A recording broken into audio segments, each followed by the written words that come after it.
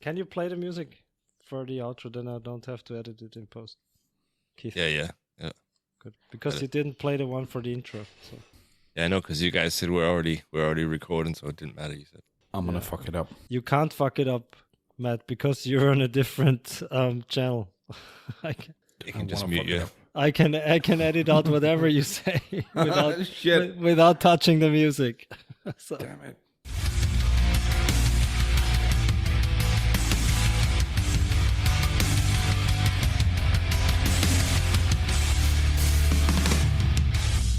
What are we going to talk about? Yeah, I got shit that happened this week. Like what? Stuff that we can talk about. No, I'm gonna be picking up the keys to the new shop tomorrow morning. Ah, cool. So gonna move everything out. There's a bunch of old wooden shelves and shit in there, and empty everything out, paint it all white, and then probably put up a wall somewhere to separate the office and the storage area. And then you need the shelves for the storage, right? For your storage area. Okay. Those are pretty big, and I have to get like somebody to drive a trailer, and then I'm just thinking next time, or if I have to move out of that shop, it's going to be the same project again to get them out of there. When you made your table, you just cut it shorter, or did you cut it? Exactly, yeah. No, you can't really shorten the length. Yeah. I mean, you can if you want to weld it again. Yeah. Without that, you can't really shorten it because the length is, it's one bar of steel, right? So or one tube steel that connects both sides. But you can make it narrower and make it shorter, the height. Yeah. But not the length. And they're substantial. I mean, what's the length? We already talked about this, but I think it's almost, it's 2 meters like or something. Yeah, or 3 meters. It's got to be more than that. Because you fit 3 pallets on it. More than that, okay.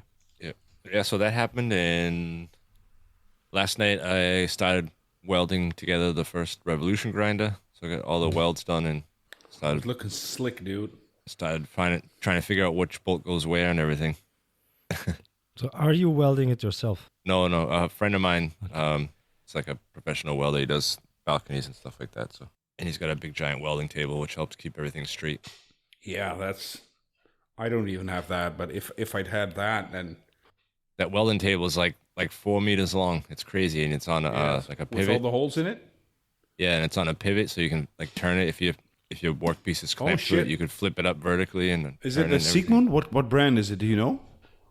Something. He got the table from somewhere, and then he added that little feature himself. Okay, but is it like the real deal, like the really professional one, with the really thick steel?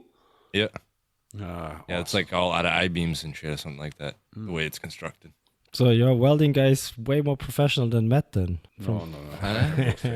You calm down. And obviously I'm not like an actual welder anymore. So yeah, so I don't know. I think I'm gonna try and when it's all finished, do like a cold blue on it or something. Or he's got access to somebody that can do the real bluing, chemical bluing. So I think that would be cool. Matt, you just got to clean up like all the welds and shit really good, right? Well, I don't clean up everything. Nothing. You don't clean anything. You never tried to cold blue it before? What kind of thing? Cold blue. What the fuck is that? Like you do to guns, like the gun bluing or something like that. No, my welds don't need to be cleaned. No, it's not just your weld; it's the entire. Yeah, grinder. you mean? Yeah, I know what you mean. It's like a chemical process, right? Yeah. They use it on. I know of it that you can do it on aluminium and stuff. No, I think cold bluing only works on steel. Oh, I don't know what it is then. I don't know the process. You mean anodizing, right? Yes. Okay, no, it's a different procedure. Cold bluing creates an oxide layer on top of the steel. Is it like... You use all kinds of chemicals to do that. It's mainly different kinds of salts. For the cold bluing process. For the hot bluing process, you bring it up to temperature and then you quench it in oil. You can also hot blue steel with the tempering colors, right? So you did it before to one of your vices, right? Exactly, yeah. The hot bluing, yeah. And we used the cold bluing on knives and shit. So and today we cold blued screws, for instance, right? So. And did you have any problems? Like everything had to be super clean in order to get. Yeah, it has to be. Finish, it has to be extremely clean. Otherwise, it won't work. There must not be one fingerprint on your whole piece. You'll see it a different color. No, you can see your fingerprint after after cold bluing. So it has to be super clean, very well degreased and everything. So how did you clean yours? Did you sandblast everything? the device, you mean? Yeah. I think we sandblasted it first, and then I ground off the weld seams. Mm-hmm. But we made a mistake because when we were cold bluing the first prototypes, we forgot that the filler material we used was of a different kind than the steel the vice is made out of. So you could see that because the weld seams did not turn blue back then. Only the vice parts did. Yeah, and the cleaner the surface and the finer the grit you finished it to, the better, right? That's why guns look so amazing when they're cold blued, because they almost have a mirror finish before they start the cold bluing process. So I wouldn't cold blue a Revolution grinder, to be honest. Me neither. Because it doesn't really prevent rust. Okay. At least not entirely. So I'd paint it or leave it raw. No, I don't want to paint it because I have one that's painted and everything chips off, especially like around where you put the tooling arm in. Sometimes you like whack the tooling arm on the machine by accident when you put it in. No, but I got like there's parts that you have to ground flat again, and so you got like half a clean grinder right now, or a lot of clean pieces and a lot of like raw.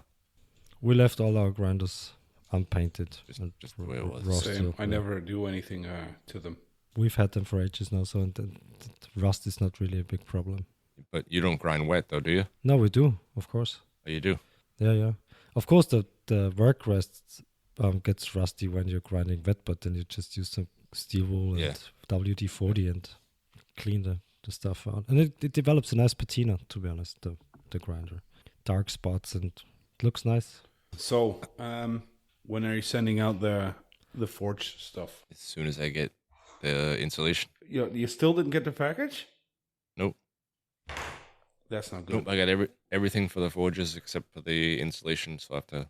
You didn't get any of the 3 boxes yet? Nope. What the fuck? Last one was a pallet with grinders and forges in it. I'm gonna check right now where that motherfucker is. And they usually send me a notice when something leaves your shop, and I didn't get anything either. What the fuck? Yeah, I also started working on the Klingen for Gutes, the knives for good charity that we did last year. We're gonna do it again. Same thing with 20 makers, and we're still working out all the blade shape details and stuff like that. But we want to get everything finished by January so we can. Are you allowed to give talk all the about information this already? That's it. That's as much as I'm saying. Shit. So do you know what kind of blade shape? No, we don't have anything set yet. So, and what are the restrictions? Just the blade shape, or are there any? That's all I know. Okay.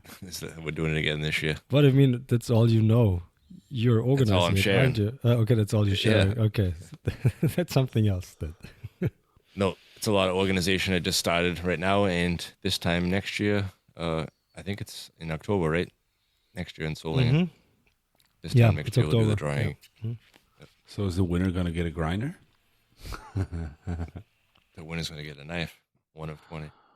What winner? There will be 20 winners, right? Right. Well, 20 grinders. What do you mean? So they get the knife and a grinder. What are they supposed to do with the grinder? Fucking grind. What else are you going to do with the grinder? Yeah, I know, but if some random dude wins a knife but doesn't have any use for a grinder, probably, right? Well, so. Maybe he can start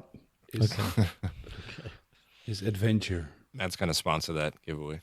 Matt should sponsor 20 grinders for all the bladesmiths who are building knives. I don't sell grinders anymore, baby. I know. You wouldn't be selling them, would you? You wouldn't be giving them away. Okay, yeah, fair point. Touche. So the boxes are in Austria. All right. Maybe they come tomorrow. Sometimes we get mail on Saturday if it's like super busy. It's ridiculous where you can see like on the track and trace where the package is going. It first goes to, all the way to the other side of Holland. Then it goes to Germany and then to Austria, which is insane. It goes like 300 kilometers the wrong way first. Yeah, so they can get a full load and then go to Germany. A full load. That's what she said. Anything else? Did we start already, by the way? Yeah, we started. Yeah. That was about it for mine. But so you've been busy with that again this week, Albert? Andy got sick. I got somewhat sick. Yeah. So, and we had to finish, as I said, the 20 steak knives for Vienna because they have to be in Vienna on Sunday. Then we had a forging class. Are you driving them there? Yep, I have to. Yeah. Because I finished them today and I'm waiting for the boxes. The boxes are supposed to get delivered tomorrow, hopefully. If not, then I have to drive to Upper Austria, all the way in the north, pick up the boxes and continue driving to Vienna to deliver them. Because they have an event next week and I have to be there for that event. Ugh. Yep. We had very little time to build these knives, right? So for the first 40 knives, they waited like a year, which is normal, I'd say. And this time they gave us... A year? A year. Yeah, for 40 knives. Yeah. Okay, still, but a year. Yeah, they waited a year. And I told them that's because we were busy with everything. Yeah, okay. As you guys know. A year is like a long time. Yeah. If I would have to, like, if I was ordering 40 knives somewhere and someone would be like, okay, this time next year you'll have them. Yeah. I would think like, holy shit, I mean, that's a long time. I delivered the first 20 or something after 6 months. So, but for the whole 40, it took me a year. And they were fine with that because they were restructuring the restaurant anyway and there was no rush. So, okay. But this time they had an event coming up and they gave us 6 weeks or 5 weeks to do like 20. Yeah. And that was... Yeah, that's a lot. That's a lot, yeah. Seems like you made it. Yeah, I sharpened all of them today. So, yeah. When you're starting out knife making, usually you can do one knife a day or maybe one knife in 2 days, right? Yeah. But building 20 is something else because then you can't do it like one a day because then... Am I just being like but if you could do like one a day, that means you could do 365 a year. Yeah. Theoretically, you could, of course. I mean, that's just arithmetic. Like yeah, but it doesn't work like that. Yeah, because there are knives that are a bit more complicated that take you longer, and there are knives that you're faster with. So, and there's 2 of you, so technically it's 2 knives a day. What is 2 knives? Exactly. So yeah, that's right. So we can build 730 something knives. Yeah, exactly. So I don't know what the deal is, but get on it. We have to do other shit as well. So did you have a class this week too? Yeah, Friday to Sunday. It was 5 people, 4 from Germany and 1 guy from Styria, the south of Styria. Yeah. And it's interesting how these people find us because when you're starting out, usually it's how do you say, word to mouth. And family. Yeah, friends and word to mouth. Word to mouth and stuff. And now these people find us over the internet. So 90% or maybe even more than 90% now find us on the internet. That's why they book a class with us. Do they find you organically? On Google, yeah. Okay. Yeah. That's pretty cool. And do you get like students from further away also, or most of them from like Germany, Austria? Most of them are Germany, Austria, but we had like 1 guy. No, it was 2 or 3 guys. From northern Germany all the way up in the north. And that's like 1,000 kilometers away. And then we have people from Switzerland and from Hungary. So it's, but usually most of them are from Austria and Germany or Italy or South Tyrol. Yeah. Mm-hmm. So from around here. But still, I'm amazed every time when people come and they say they have to spend like 3 or 4 nights here to do a class with us. When it blows my mind, who would do that, right? You have to get a hotel room and then you have to drive there and everything. I think it's the entire experience. Maybe, yeah. You know, I think that's part of it. You mean the drinking and the dinner? We have to get another. Yeah, exactly. Just everything. Being away from home, it's more like a... Yeah, for most people, it's like a vacation. You're right. Yeah. But then, and especially if there's a group of people that come group of friends maybe or group something. of friends or colleagues that come to Yeah. It's like a vacation they do. That's right. Yeah. You offer like special services and shit. Like do you have like do you arrange a hotel for them or stuff like that? I mean, we have a number of recommendations, but no, we don't book hotels or anything. We don't even have special prices at hotels yet. So Well, that's something that I think that. yeah, but that's gonna change. We have something in mind. Okay. Matt wants you to pick him up at the airport too. Yeah. Something like that. That's great. Strippers and stuff like that. Yeah, they're always included. Didn't you know that? That's why our classes are so popular. Yeah. That's why it takes an entire weekend. Yeah. It's like 1 day of knife making. And 2 days of party. Yeah.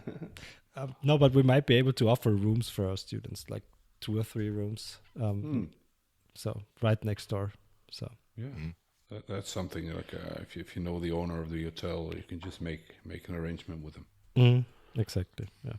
Cool beans. So that was my week. What happened in your week, Matt? Do you have anything you want to share? Not much, actually. Cleaning out. I haven't been in the shop all week, basically. Why? So, Have you been out working? yeah, bunch of stuff at home. And what else did I do? What else did Matt do? Not much. Busy with building a few websites and stuff, or purchasing a few websites. For rather. what? For what? No, it's a lot of stuff. It's this one in particular is and you guys are gonna find this funny. It's an air fryer website. Are you selling air fryers now? Something like that. Yeah. Fuck grinders. I'm doing air fryers now. It's mostly stuff like add-ons for so not the actual air fryer itself. Are you doing like DIY kits for the air fryers and shit? No. It's not. You're not even touching it. It's more like playing around, learning that whole thing. So yeah, diving into that. Is this your new business, or why are you doing this? No, I'm just trying some stuff out. I can't really like it, because if it doesn't work out, then I'd rather just not tell anyone. Come on, tell us. I'm gonna edit it. No. I'm gonna edit it out. He's gonna tell us. Just give him a minute. No. It's just He always does. shut the fuck up. Come on, tell us. No. I'm gonna cut it out. Okay. You're lying, but fine. No, it's basically we're planning to buy a shit ton of websites that are not doing so well, but they have all the groundwork is done. So they have selling products. They have the website is completely done. Everything is arranged, and it's all based on drop shipping. But all those dropshipping websites, you can make a lot more money on those. They have like good numbers, but the actual profits are shit. Yeah. So since I have space and all the stuff that I can actually hold some stock and shit like that.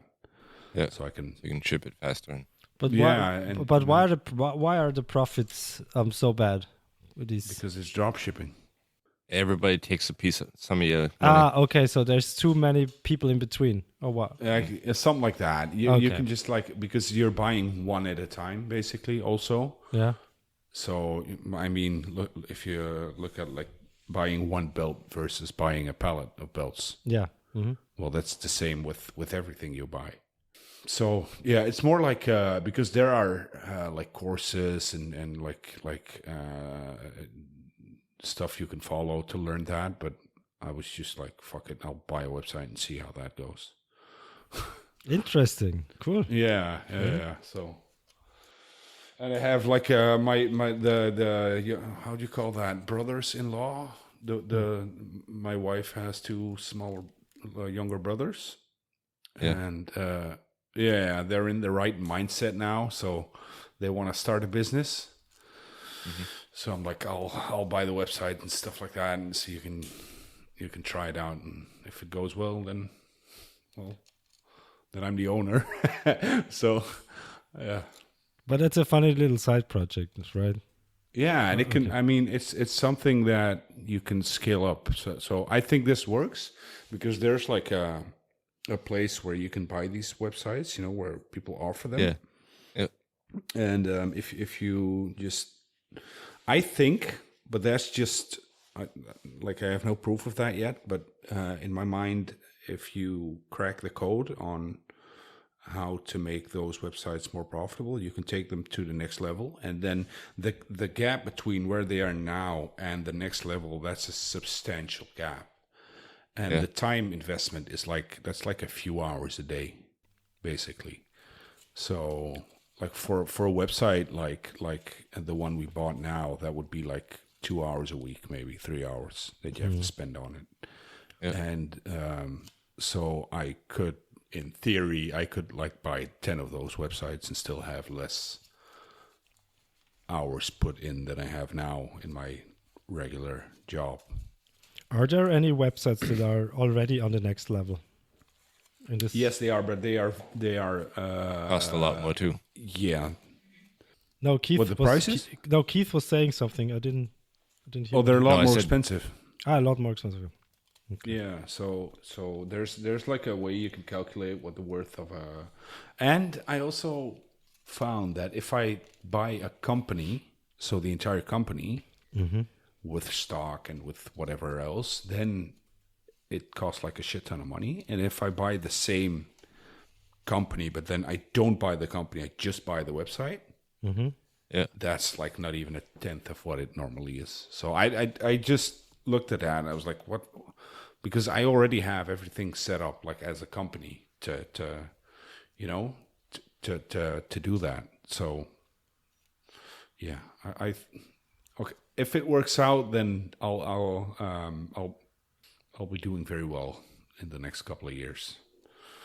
I think. I hope. And how much is the investment? The financial investment? This one was 3,000 euros. Okay, very reasonable. Yeah, Very reasonable. And so you're gonna edit some of this out. You don't have to edit everything out, but so this. I'm gonna leave everything in, Matt. You fucker! You fucker! And why is no one else doing this? Yeah, that's what I thought. But if you keep thinking like that, like this can be something. No, I'm not. I'm not thinking. No, like but that. that's what I thought. That's the exact same thing that I thought. I was like, why is no one doing this? I'm sure they do. Nobody, you just don't know about it. Most people buy. Yeah, websites. maybe. Yeah, but it was like it took me, I think, a week or two to really find the right one that I was like, and then I had a feeling for what I'm looking at, and there's like 5 or 6 that I would buy right now. Okay. That I would if this works, then I'm gonna buy a lot more. How many air fryers do you own now at home, Matt? One, and you like it? I don't. I hate air fryers. Okay. Yeah, well, but I don't give a shit what I sell. It's Yeah, just I don't give a shit. Yeah. But I just know that. Okay, so how am I gonna say this without sounding like an old Christian guy? People don't know how to cook anymore. A lot of people don't know how to cook anymore. So a lot of air fry is really like everyone uses them for everything. Yep. It's ridiculous what they do in those air fryers. I don't even know what that is. An air fryer? You know air fryer. No. That's very good. That means you're not. Go to Matt's website, pick yourself up one. I'm gonna call Matt's dad to I'm gonna get one for $10. free. So, yeah, no, for free. $10. So yeah, I'm just it's basically just playing around with that. So what kind of add-ons can you do to pimp your air fryer? Well, this is a lot of like that paper stuff you can put like in the bottom, so you don't grease the entire thing up. There's like racks you can put stuff in. There's molds for cakes and shit like that. All right. Yeah, and I mean we're not even selling the actual air fryers. I can I think I could just add them to the website as well. Just for the sake of it. And then it's just a race between, I think, like here in Holland, there's like 3 websites that specialize in air fryers. So if you're like number 4, that's still not bad. So now you got to go on Fiverr and pay somebody like $20 to make you an infomercial for the air fryer. AI can do that. Yeah. It's not that hard, actually. Yeah, it's there's a whole, and that's why where the other 2 guys come in, because they've been doing like some deep dives into all that, and they're gonna do like all the marketing and stuff like that. Yeah. So my end game is just like buy a website, handing them over to them, and then they'll do the rest. Smash and grab bicker. No, not smash and grab. It's not smash and grab. I'm really gonna build something with this. But yeah, all right. Yeah. Interesting week. Yeah, and why air fryers? Mate? It's just something that I know. That's the thing. But why like, not something you're actually interested in? Because I'm look, if one comes up that sells stuff for like the cool cups and shit you can buy for TIG welders and all those building supply stuff, I'd buy that straight away. We just haven't seen one yet. But because there was an opportunity to buy this one. That's the thing. Okay. It came and I saw and I looked at the numbers. I was like, yep, give me this one. Okay, cool. So yeah. Don't get me wrong. I don't want to be overly critical, but no, I get what you mean. I don't know shit about this. I don't even know what an air fryer is. So if it's just like on the e-commerce side of it, like selling something from a web shop, it doesn't really matter what you sell. If I'm gonna sell like welding supply and stuff like that, then I can throw my knowledge in there.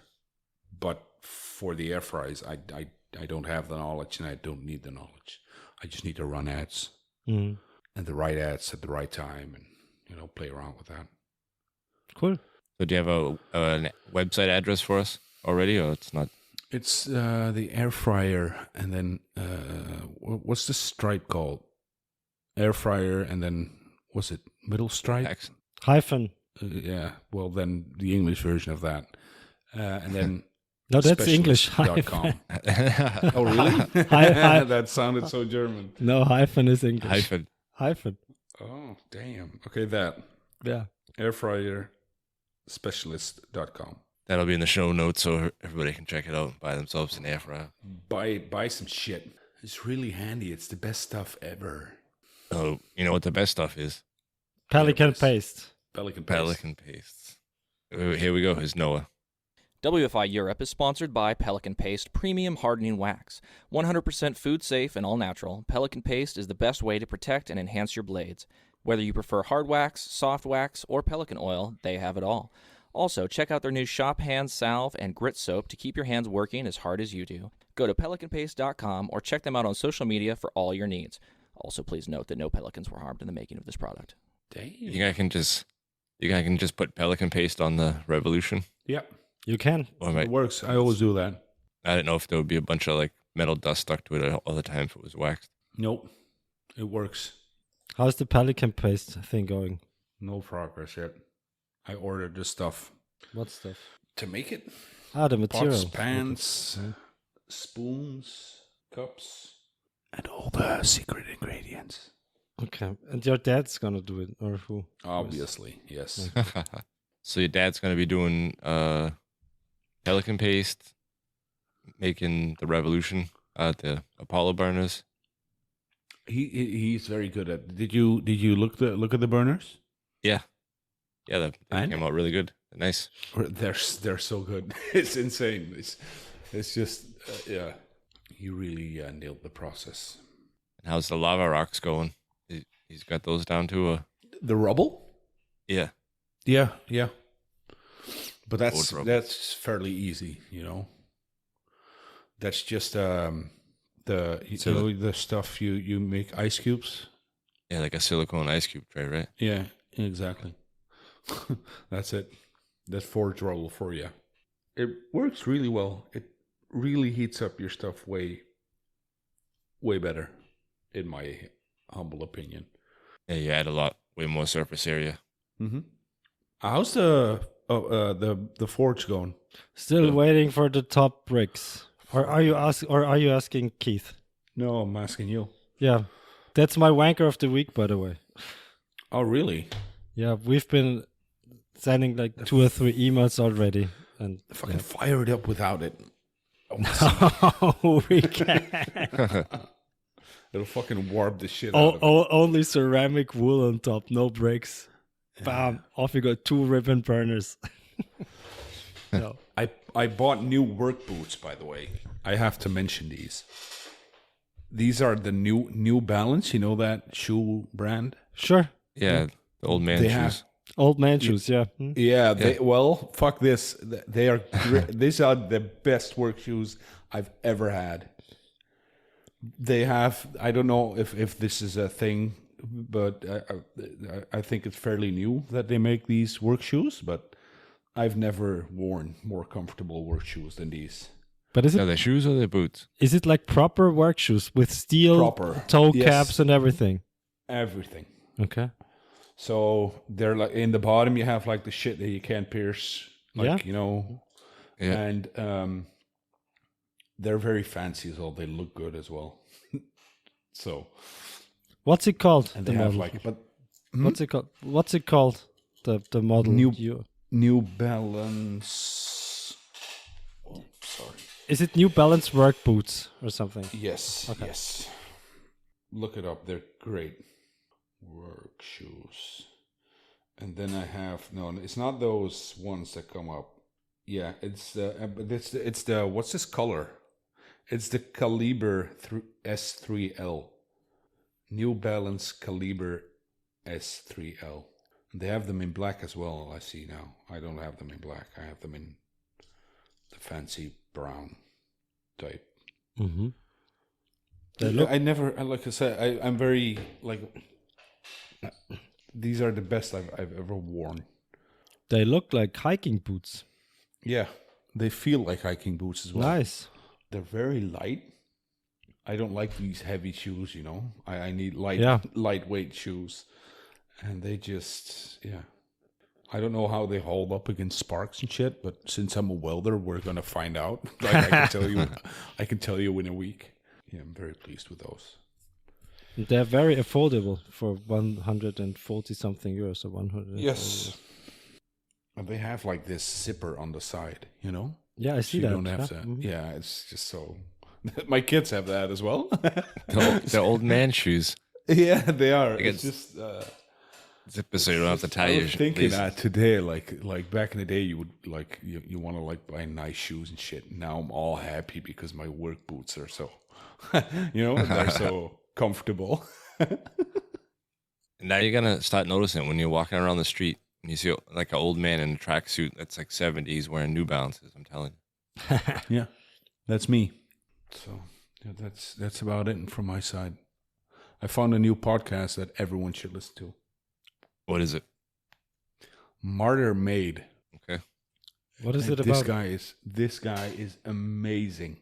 He does this deep dives into it's mostly history, but he started this in 2005 or something. The podcast. And it's just great.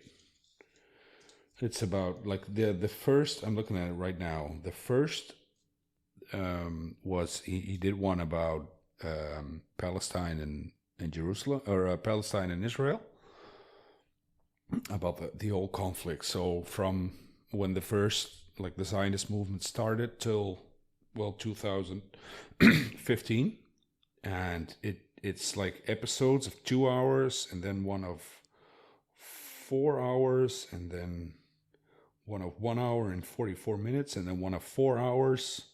So it's like 9 or 10 hours in total. And it just, I don't know if he brings it in a story type way, but it's just great. And all based on like actual his historical like facts and shit. It's hard these days to get like, especially on a conflict like this, to get like an objective point of view. Yeah, I see what I mean. Yeah, just some you would like, if whatever you're thinking about it, everyone you hear about it is like it's always loaded with an opinion or something. I don't know what the English for that is, but this is not. This is just. So it's bias. Biased, yeah. Well, he basically tells the story now, and he read the 100 books about it for the one that's listening to this, and then you can just listen to it and be informed. And he's now doing one about the Aztecs and cannibalism and stuff, and how that, like how a civilization can go from, like, cannibalism and stuff. How do you get to that as a civilization? Yeah. It's 9 hours, though. That's quite an investment to listen to one topic. I'm listening to it while welding, so yeah. Yeah, you got like Bluetooth headphones. Yeah. Since I'm welding aluminium a lot now, and it's MIG and TIG, so I have this fucking hoodie type thing. I look like like I'm going on the Crusades or something, I have like this thing that covers your neck and stuff. Mm-hmm. Yeah, and it's perfect. So yeah, it's nice and cozy, and just. Why do you have to cover your neck from all the fumes from aluminum? No, it's because with aluminium it's so bright, and whenever you're like welding the inside of something, you'll burn your neck. I have this like a t-shirt type thing, but then with long sleeves, so I don't burn my arms. And if I'm welding aluminium all day and I don't have the sweater like on top of it, it'll burn right through my t-shirt. Mm-hmm. Oh, my chest was actually burned the other day. Yeah. Are you using some kind of air filtration system? Yeah, I have on my welding like a overpressure. Nice. Which one do you have? 3M. The AdFlow or VersaFlow? Yes. VersaFlow. Yep. Okay. It's the same thing that you guys are using, I think, for for grinding. Yeah. But you also have that like in your welding. I know. So I know the thing, but it's it's always been too expensive for us. Yeah, I borrowed it from the first company. I shouldn't be saying this live, but I just You borrowed it. Yeah. Well, I just forgot to take it back. Yeah. Yeah, Albert has the VersaFlow too, right? Yeah, we have, but for grinding, not for welding. Yeah. But the hood itself, like the most expensive part, it's the same thing. You just have all the attachments. On your back. No, you need a special welding helmet for that. Yeah, you do. You need a special helmet, and it's like, what is it, like €400 or something? Something like that, and then you need special filters, I think, right? Yeah, but that's the most important thing is you create an pressure. It's called overpressure. Yeah. Mm-hmm. So you're not like in the fumes. Yeah, but if your filter allows for particles to get through, then the fumes get blown into or under your hood, so it's not working properly. So you need the right filters. That's why I asked you what kind of system you own, because there's a number of these systems on the market. There's one from Optrel, Optima. Optrel, yeah. Which is called Swiss Air. Yep. Well, I know those as well. Like the airline. I like those, by the way. I like those welding.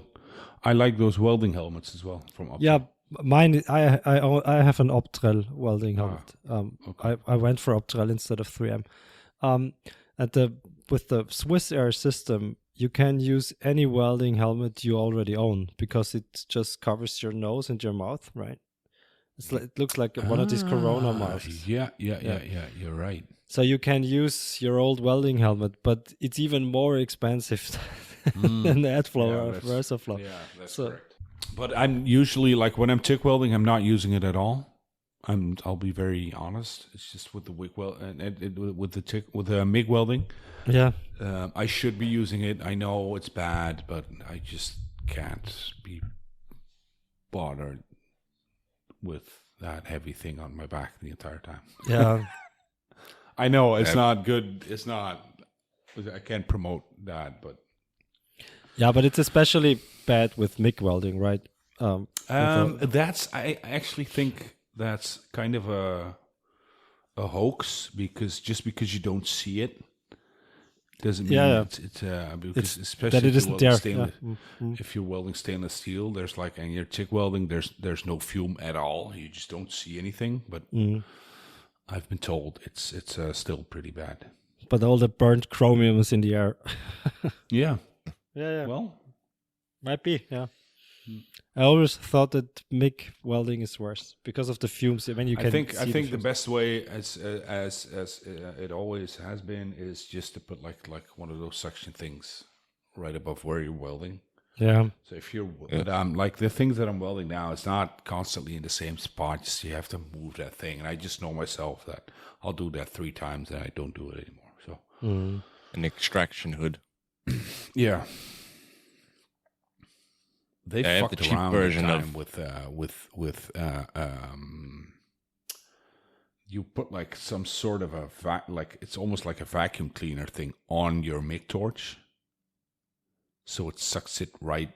But then they had like trouble with fucking like dirty welds and shit. And I don't know if that. But doesn't that suck away also the the gas? So gas? I don't know. This is I think it wasn't a success because I don't see them anywhere. But I've had some people trying to sell that to us at the company back then. This happened to me one time when I was TIG welding a Damascus billet. We were welding it completely shut and everything, and the welding machine was standing with the back towards the table, and there was a fan running. Yeah, and I couldn't get any clean welds, and it took me like 10 minutes until I figured out why that was, because the fan was blowing away all the gas. Yeah, it's with aluminium. That's even worse. You need very clean material, and everything that's not clean, it's just straight away. It's terrible. So whenever your bottle is almost empty, it already starts to fuck around a bit. But it looks exactly like all the material's not clean, and then you keep trying and then it's such with aluminium. It's just like if you fuck it up one time, that piece is just so dirty. You have to grind it out completely, and it's just a horrible. You never want that ever. So, and it always takes me like 2 or 3 minutes to remember, like, oh shit, it's the gas. And then I look at it, oh no, it's empty. And then it's just one big fucking mess, and I get angry every time that happens. And you feel kind of stupid then, right? Because it's happened. Yeah, really. It's happened before. Shit, I threw away the grinder already, and I'm like I'm fucking super annoyed. And then I'm like, oh, shit, it's just the gas, man. What kind of gas do you use for aluminum? Is it also argon? Yeah, just 100%. You can also use like a mixture with helium, and it's like, especially when you're welding like very thick material. So if you put the machine on 300 amps, and then you use helium versus argon, the helium creates a very much more powerful arc. So you can burn in deeper, basically, with the same amount of amps. Interesting. Yeah. So it's not really worth it if you're at low. It's basically just a preference, actually. That's what it is. Some swear by it, some don't. I just use argon because I can use it for everything. Yeah. Yeah. Aluminium is very unforgivable. It's just one, like if like even with stainless steel or with steel, it's just, you fuck up and then you can weld over it again or whatever. And with aluminium, if you touch that, like if you get too close with your filler or with your tungsten to the material, it fucking explodes, and your tungsten just sucks up that aluminium, and it's just it explodes. So everything it touched, it's just fucking ruined. You can't weld it anymore. So you have to grind it out, and it's just such a hassle. I like the sound it makes when welding. Because aluminium, you're welding with AC, right? For a day. Yeah, AC, AC/DC. Yeah. And it makes a different sound. So. Yeah. It's interesting. It's a very cool. I don't know how they figured that out, but it was very. I mean, if you think about it, you're welding something and the core material is very soft and it melts very like at a low temperature. But the outside layer is very sturdy and that's the power of aluminium basically. Yeah. That's why it's so light. But it's like I think the outer layer melts at 2200 degrees. Something like that, and the inner is like around 1,000. That's why you can't weld it with normal. Okay. Because melt the inside first. Yeah. So basically, what's happening is because you're like if you have that flat line normally, and this one goes over like to plus and then to minus plus minus plus minus plus, and that breaks through the layer. Okay. That's basically what's happening. If you take your normal, so your straight current, and you'd put that arc on aluminium, like nothing would happen, and until it's so heavy that you just fall right through. Okay. It just creates a hole. There's no way you can weld it without it. And where does the hard layer come from? Does it build it up by itself through oxidization, or how does it work? I think so. I don't know actually. I should know, but I don't. Because if I grind away the top layer, you still cannot weld it with. Okay, so then it might have to do something with oxidization, right? I think so. Yeah. Just like with stainless steel is the same. The chromium builds a protective layer on the outside. But I don't know, because in theory, then if you grind it away, you would be able to weld it without if you grind it away. No, it might happen so fast, the reaction. Yeah, right? I think that's it. I think it's just right there again. Yeah, interesting. Yeah, it's. I've done so much of it in the last couple of weeks that I'm very much looking forward to go weld some stainless steel again because I've had enough of this shit. Tired of aluminum. Yeah, tired of aluminum. So is the worst part of being a welder dealing with the stupid tanks, emptying tanks and changing them all the time and making sure you have enough gas? That just seems like such a hassle. It is a fucking hassle.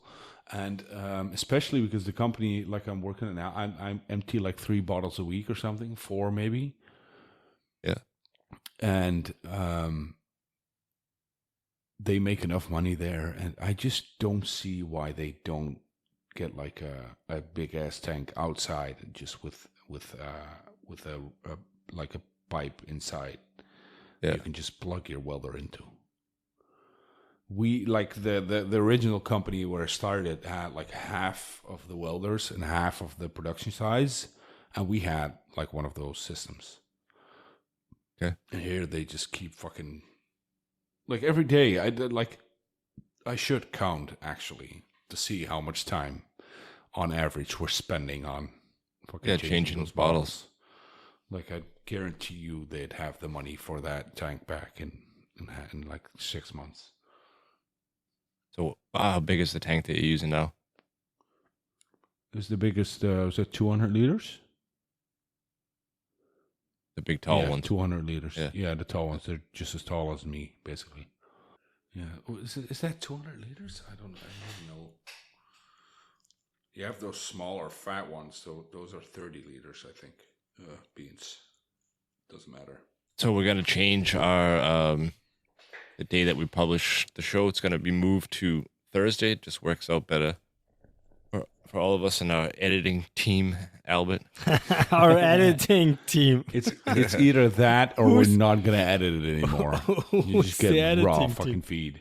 You are. There's no I in team, Albert. I know. That's why I was asking who is on the editing team. Because it can't be just me. Speaking of teams, we have a team of Patreon supporters we should read off.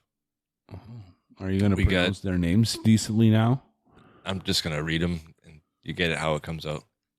So we got 19 supporters on the Patreon list. Christoph Stiegler from Kanji Knives, Sven from Nord Artisan, Johan Fagerlund from Fagerlund Bladesmith, Travis Haynes from Bird Forge, Roy Rutten, Shay Darchant, which I ran into over the weekend. I was at the knife show in Olching, and he had a table there. It was his first year. I guess they do mostly people from the MAC that are at the show and have a table, and they invite a few non-members each year. So there's a couple of guys up there. Continue with the list. Where were we? Paul Balletta from Balletta Handmade, Corey Baker from Baker Forge and Tool, Pim Von Delft from Von Delft Woods, Alex Greenaway from Trenton Knives, Cardoso Knives, Bob Workman from The Shoe Shed, Richard Schultz, Fingal Ferguson, Oliver Tobin from Tobin Machines, Cochrane Knives, Jan Bicker, Luke Johnson from Crafty Man Forge, and Ryan Chadbourne from the Hustle and Grind podcast. So thanks to the Patreon supporters. If you guys want to help support the show, you can find us on patreon.com under WFI Europe Podcast. Damn right. Back to the show. Back to the show. Gay boys. How was Olching, Keith? It was pretty cool. Like I said, it's like an invitation only for the people that have tables, but they have 2 floors and outside an area where people are usually forging or doing some kind of demonstration. I think last year Oliver Tobin was there with the what's that machine called that you got, the rolling mill. The rolling mill, yeah. This time, what's his name was there? I always forget this guy's name for some reason. Doing a forging session. Where's he from? He lives in Germany, but from America. Wolf. Yeah. So he was there with Derek Wolf, forging out some Apex Ultra steel knives, just doing little demos. So that's cool. There was a guy selling hammers there. A lot of people were picking up rounding hammers and stuff off him. I don't remember his name, but pretty cool hammers. But you didn't have a table there, did you? No, I just went to visit. It's like a 2 hour and 15-minute drive or something for me. So. Okay. Gave away some T-shirts. Met up with shear knives. Mm-hmm. And who else was there? Oliver from Kitchen Knives was there. Oh yeah. Mm-hmm. He's got really cool handle construction. Have you seen it before? I saw it on Instagram. Yeah, for the hidden tang knives. Mm-hmm. So somebody came there, was looking at the knives and interested in buying one, and he took it apart in front of me, so I get to see all the pieces. Ah, cool. It's pretty nice setup.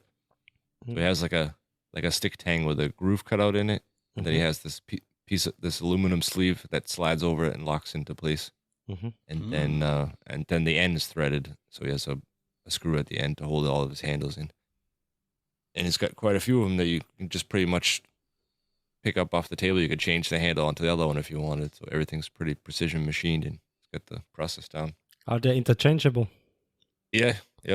I mean, some of it depends on the kind of knife you had. Like if you had the same style knife, like just a regular chef knife, all the chef knife handles would fit. And if it was a different style knife, some of them have like a different length or width or something. They were cool. But just to almost spill the beans, but shear knives, something pretty cool happened to him there. But you'll probably have to check out his Instagram page, see when he announces it.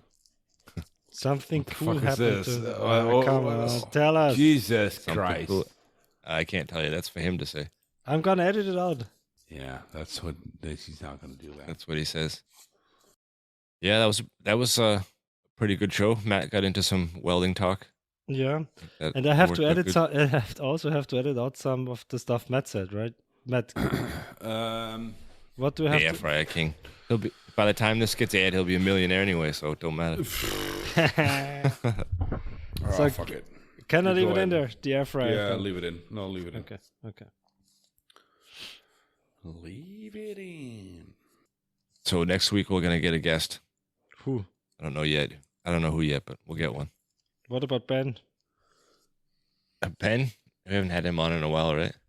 Yeah. No, if everyone else cancels, I mean, Yeah. If we don't have a guest, we can always ask Ben. Yeah. That's gonna be a fun one.